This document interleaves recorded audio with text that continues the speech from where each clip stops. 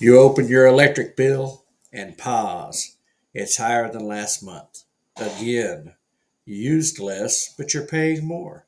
You shrug, you sigh, and pay it. But have you ever really asked, where does my energy come from? And who decides what I pay? Today, we're pulling back the curtain on one of the most powerful, least understood forces shaping our modern lives, the utility monopoly. And more importantly, we'll show you how to take a step forward towards freedom, 1 kilowatt at a time. It's the Farm to Table Show Morning Edition, and today we're talking about plugged in and powerless, who controls your energy, and what you can do about it. Let's get started. All right, the power behind the switch. When you flip a light switch or fire up the stove, you're tapping into a vast and complex system. In the United States, the majority of our electricity still comes from fossil fuels.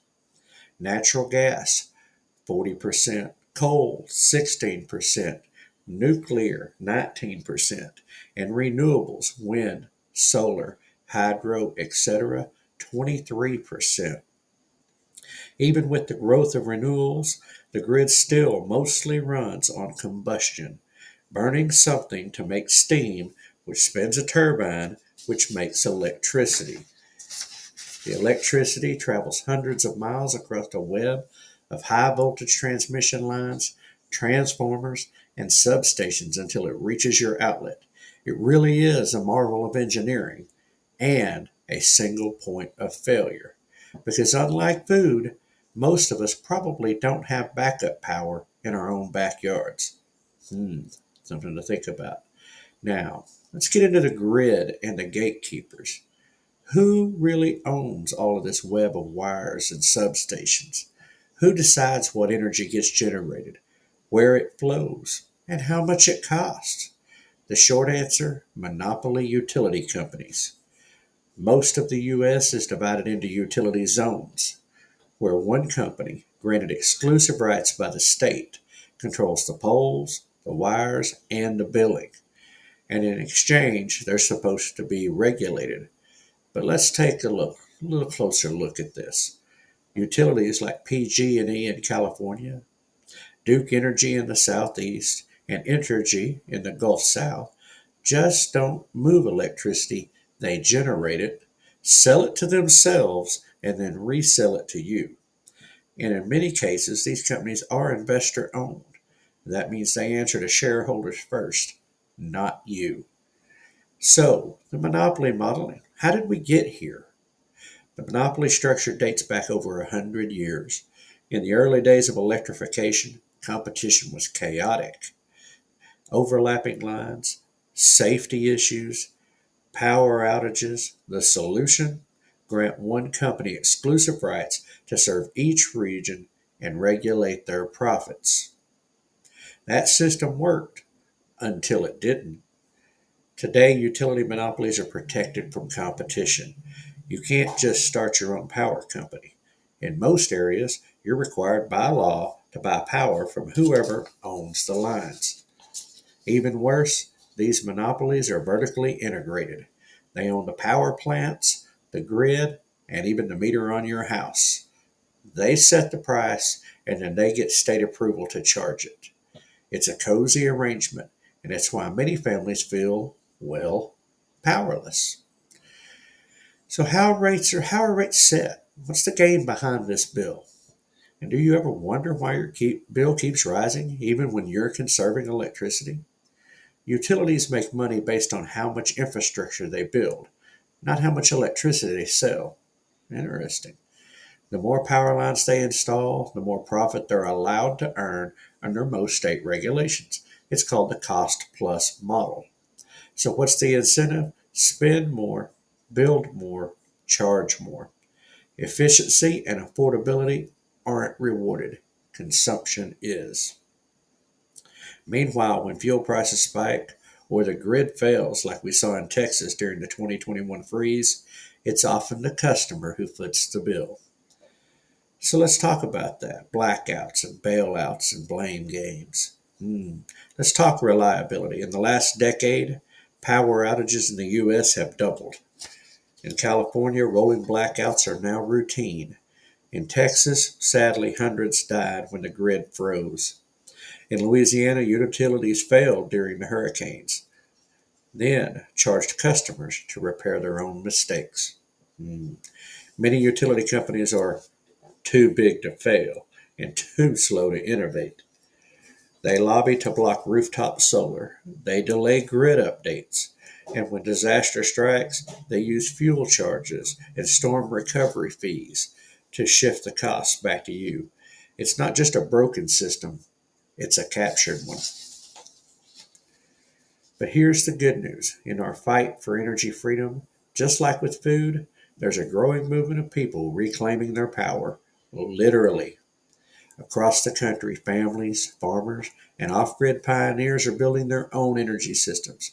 And it's not about cutting the cord entirely. It's about resilience. So let's look at some of those options. Rooftop solar. Solar panels are now cheaper than ever. With the right setup, you can generate a significant portion of your electricity, especially when paired with battery storage. Net metering allows you to sell excess power back to the grid in many states, though some utility companies are fighting to reduce those credits. Surprise, surprise. Now, and we've talked about this on this show about solar and power and things of that nature and different ways of that. Had a good discussion last week. Anyway, wind and micro hydro. That's number 2. If you live in a windy region or have moving water on your property, small scale wind turbines and micro hydro generators could be game changers. They provide constant power when the sun isn't shining. Now, another one, backup generators and battery banks. For homesteaders, a propane, diesel, or biodiesel generator can keep the essentials running during outages. Combined with a battery bank, it creates a hybrid system that reduces reliance on any one source. It's where redundancy really comes in and is definitely your friend. And number 4, energy efficiency is a weapon. Excuse me. These are some options. Of course, insulating your home is always the number 1. Switching to DC appliances or direct current appliances, using solar water heaters, and cooking with wood or propane can all lower your demand on the grid. And less dependence means more freedom. So let's talk real homesteads and real power. Now, there are several families who've decided not to wait for their utility company to change. Some of them are friends. There's a family in Missouri that went solar in 2020. Their utility tried to slap them with a grid access fee, but with community support, they fought it and won. Now they power their home, barn, and well pump with a hybrid solar battery system. There was another off-grid couple in Idaho who built a micro hydro turbine using parts from an old washing machine. They haven't paid a power bill in 7 years. Then there was a church in rural Kentucky that installed solar panels with a donated inverter. They now run their building, live stream their services, and use the savings to support local families. Now that's thinking outside the box. These aren't just energy decisions, these are stewardship decisions. They're freedom stories. So, what's standing in the way? If the solutions are out there, why isn't everyone making the switch? 3 reasons: cost, laws, and access.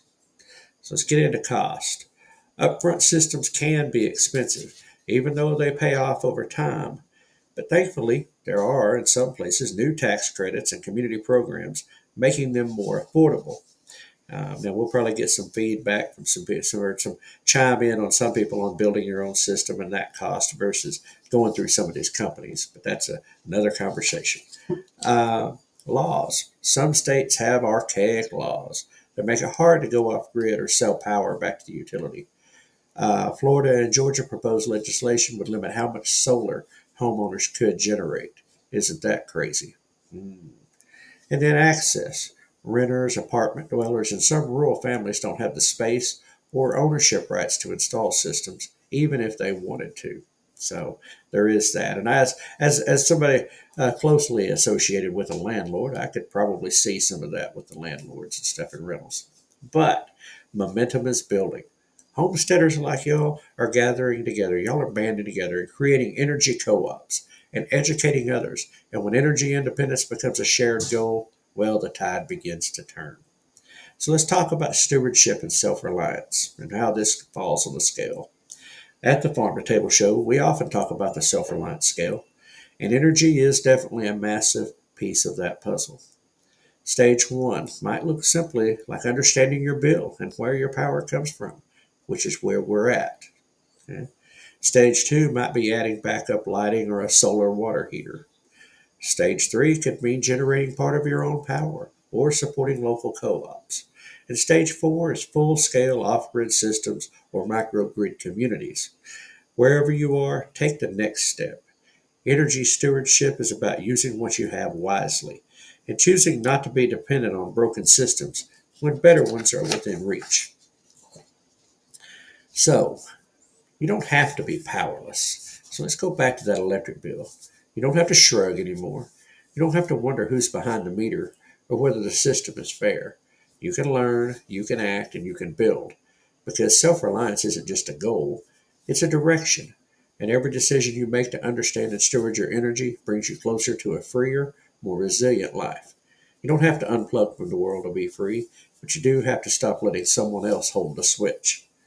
So we'll be back to next week with more stories. Because homesteading isn't just about food, it's about freedom. Stay rooted, stay ready, keep building. All right. Good morning, everybody. Good morning. Oh, my goodness, my goodness. Let me go through here. We're going to have to roll call because the chat's been rolling over there. I've been watching it. All right. Well, apparently, Scotty's first commenter's first place I didn't see because my brother did a Star Trek reference to Scotty this morning about being there to turn the lights on and power up the work core and all that stuff. So, good morning, bro. Glad you were in early. Joy Bartlett, glad to see you there. Rebecca, Touch by Yarn. Good morning, Teresa Jukowitz. Let's see. And of course, Scotty, yeah, always here. Good morning, Ed Kirkpatrick. Glad to see you in with us. David Lacey, glad to have you with us again this morning. Thank you, brother. Let's see. There's Terry with TNT Homesteading. Glad to see you in, Terry. This was right up your alley with the solar and the power and everything this morning. Let's see. Brondo Powell, welcome in. Good morning. Let's see. 4K anime clips. All right. Welcome in. Let's see. Let's see. Comments about the movement and everything. Powerless. Ha ha. Anyway. There's Derek and Donna with Duncan Family Farm. Good morning, guys.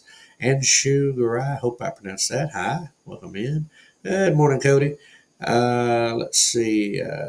TNT. Yep. Let's see. What did he say? What did Terry have to say? Yeah, it was nice running the AC yesterday, knowing I wasn't going to have to pay for it. Very nice. Very nice. Uh, Scotty, absolutely. Hashtag money powerless and moneyless. No doubt. No doubt. That's something I've got to work on. I'm going to tell you, my bill during the wintertime was extremely high. It was kind of got the bill for this month, and it was nice to see what I considered normal. But let's see. I wish we had less trees so I could install a small windmill. I understand that. That's actually a decent thought. I don't know. Worth looking into, but good thought there. Scotty, of course. I knew we wouldn't make it through without at least one good one. Uh, Eat more beans and your wind power will be great. LOL. Hey, there's Jack Dyer. Good morning, Jack. Welcome in, buddy. Glad to see you there. Let's see. Everybody laughing, Scotty there. Cody switched over to YouTube. Let's see. Okay. Let's see. David asked. Let's see. Who in here believes in EMPs? There's a good book series by William Forsham, 1 second after, 1 year after, 5 years after, and the final day. It really opens the mind on EMPs. I will talk about that. Yeah, I believe that, of course, EMPs come from two potential different sources. One, of course, being solar flares, which is extremely possible. A solar occurrence. And then the other is, of course, some form of man-made. There was a time I didn't think that somebody could have got it over our airspace and really actually accomplished it without it being shot down ahead of time. because an air burst over a certain part of the country, particularly in the middle, could have devastating effects. But a certain weather balloon a couple of years ago kind of made me rethink that situation. But anyway, so who all remembers that? But anyway, so yes, absolutely. Uh, I think economic collapse is a more probable issue, or at least a more current issue. But the EMP is definitely something. I've read several book series on it myself, and you know, yeah, so yes, they are possible, and and honestly, we mildly know what the actual effects, at least in my understanding, because nuclear detonation, or that type of thing, and of course, so yeah, possible. Uh, well, Greg, you're here, so I'm not sure if you're on.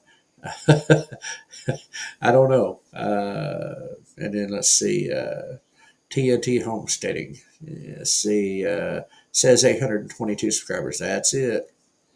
And yeah, as Keith said, if the channel's got the number two behind it, it's the wrong channel.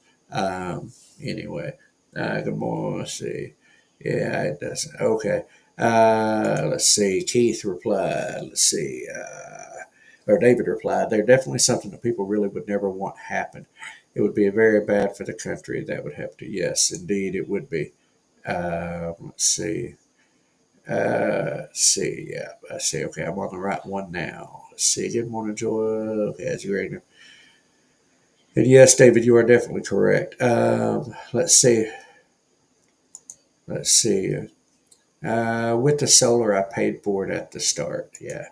In which I was just telling you, yeah, there's natural EMPs, a podcast about it, Warrior Poet Society. Yeah, John and them over there talk about quite a bit of that. And let's see, I think Greg is on too. Okay.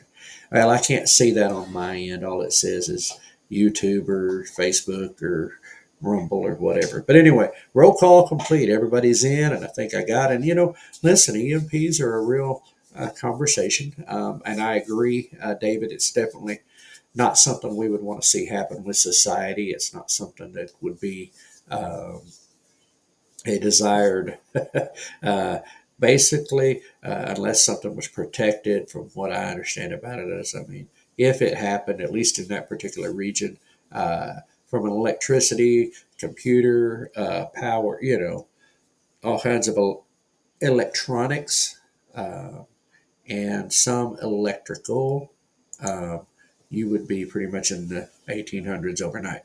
You're instantaneously. And the chaos that could ensue from that would be, and the death tolls would be astronomical.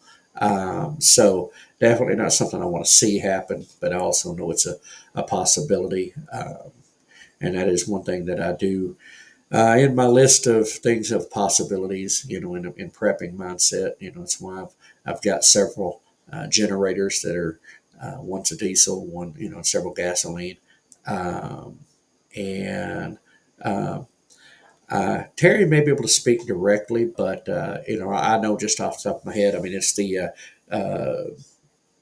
panels themselves. I don't think are the problem. It's the controller and those parts inside that are electronic that have things that you'd have to have backups protected in some form of Faraday cage, and you'd have to replace them. Okay, if you're on the channel without a 2 on the end, Greg, you are on the correct channel. Yes. But there is a way, it's not really about protecting the current, because like I said, from what I understand, the panels usually aren't your problem. It's the controllers and the battery, and some of that stuff on the other end. So having backups to that, which, isn't a cheap option.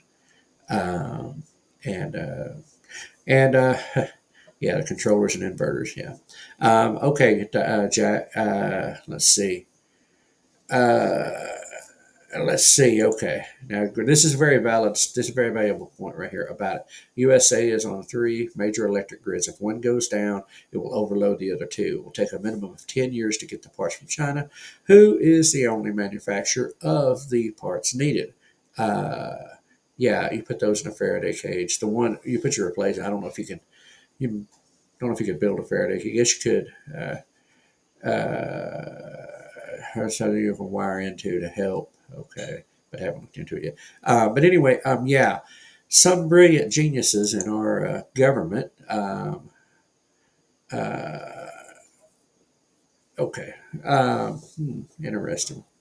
Um, Thanks, Greg. Appreciate that. Some brilliant genius in our somewhere. I decided that let's move our transformers, the parts for our transformers and all that stuff to overseas. Yes, China, and outsource transformers. Keith and I actually did a show. We actually did a conversation about transformers and about that, and I'm coming about the fact that that's an actual lost skill, because the people who know how to do it, we haven't done it. And so, and I say, yes, as I check my portable by running it once a month for about an hour, always run the gas out of the carburetor before storing. Yes, absolutely. I've got one generator that I bought specifically more for my travel trailer, but I have it as 30 amp. I can run a lot of that. I've got a 4-cylinder diesel generator, and then I've got a couple of other gasoline generators, smaller ones that. So I can run a lot of things. Of course, that takes gasoline too. And in those circumstances, where am I getting gas? So, there are problems under an EMP scenario. Now, Jack asked for an explanation. Electromagnetic pulse. It is an energy burst that comes from a very high volume of source. It can be from a nuclear detonation, which, even on the ground, nuclear detonation can cause that, or a very large solar flare from the sun has, has done, and it's been tested and limited. There are devices out there that thankfully are in somewhat controlled hands, but that can generate an EMP. But it's not something people just, and it could be isolated to a small area, or it could be, which is more likely, but it could also be, if it was a certain air burst up in the atmosphere high enough, it could affect a very large area. Good morning, Hard Knack Farms. Glad to have you all in this morning. Um, that's basically electromagnetic pulse is what they call that, or EMP, and that sudden burst of extremely high energy interruption to the grid system. What it does is short circuits and fries electronics. Now, electrical, it's certain electrical things like on automobiles and stuff. You can either replace the part or it's temporary. It'll come back. You know what I'm saying? But like your modern vehicles, anything pretty much after about 1978 to 1980 has electronics on it, especially as you get into the 80s and they have computers, diagnostic, PCM, power control modules, electronic control modules, those types of things. Those are suspected that those would be fried out, the computer brain, especially the newer the vehicle gets, rendering it essentially dead. Electrical vehicles like your Teslas and those types of things, they're dead in the water because it would destroy so much of what makes it run. That's all mostly under theory, of course, because it's under controlled circumstances, and they look back to the nuclear detonations and what those things did. But anyway, all that nerdy technical stuff, but that's essentially what it is. And and certainly David or Terry, y'all are up on that as well. And let's see. Now, yeah, I see. Terry said, you can either those metal trash cans with metal lids that fit tight are supposed to be great. Yeah, Faraday cage. That's definitely something to look up. It's Farady. That is a proven technology, and it's basically a seamless metal box, and they even have some other types of mesh wiring and stuff, mesh covering. And some people like redundancy. And praying, yeah, definitely praying. Get about. Let's see. Okay, I see what you're saying. Feeling very rough this morning. Prayers appreciated. Absolutely, Jack. Absolutely. Definitely want you to get better. Hope you feel better. You've been putting it hard. So let's, speaking of Jack, I'm up on that time. Let's get on over to the Redneck Weather Report and see what's happening there. Uh, I don't let's see. All right. Share. Let's get it scrolled up so you guys can see Jack's smiling face. Well, Jack, you don't even look like you're feeling good in there. Let's see what we got here. Good morning, Rednecks. It is 66 degrees this morning, May the 15th, 2025. 9 mile an hour south-southwest wind, making it feel like it's 63. And we're going to get to 82 today. God bless y'all. See you again tomorrow. Wow, Jack. Yeah, sounding kind of. Keith said firesider. Yes. Yeah, bud. Sounds like this weather change and hot and wet and all the work you've been putting in. Sounds like it might be getting to you a little bit. Uh, but definitely pray that you get to feeling better and that it passes. As Keith said, passes on soon. So anyway, great conversation about electrical this morning. But let's get into our hack, which kind of is similar. I don't think I've read this hack before.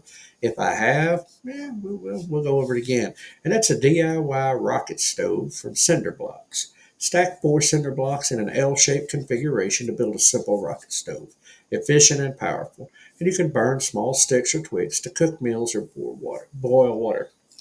Here's why it's great. It's fuel efficient and smokeless, great for emergency cooking, and it's pretty easy to build with materials on hand. So there you go. Just a little fire stove, a rocket stove that you could build out of cinder blocks. Sounds simple enough.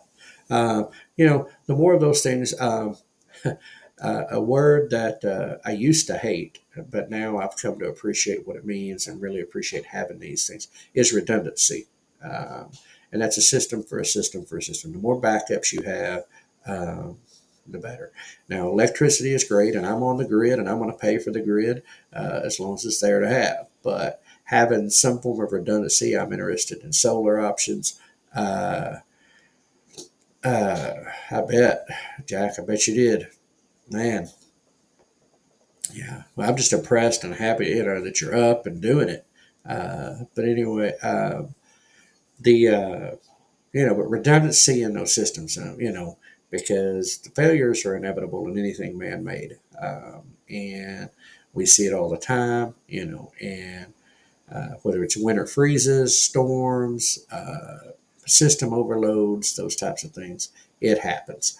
And so, being prepared for that, having backup systems, um, that's what this is all about. It's about being resilient. Uh, uh, Jack, if I want to get that, I'm going to pull this up. You can read that from winning them over at Hardnack, and I'll leave that up on there. Uh, Onion, celery, carrot, oregano, thyme, parsley, rosemary, red salt, fresh ground vinegar. Uh, wow. If that don't cure what ails you, I don't know what would. But anyway, uh, you know. But so anyway,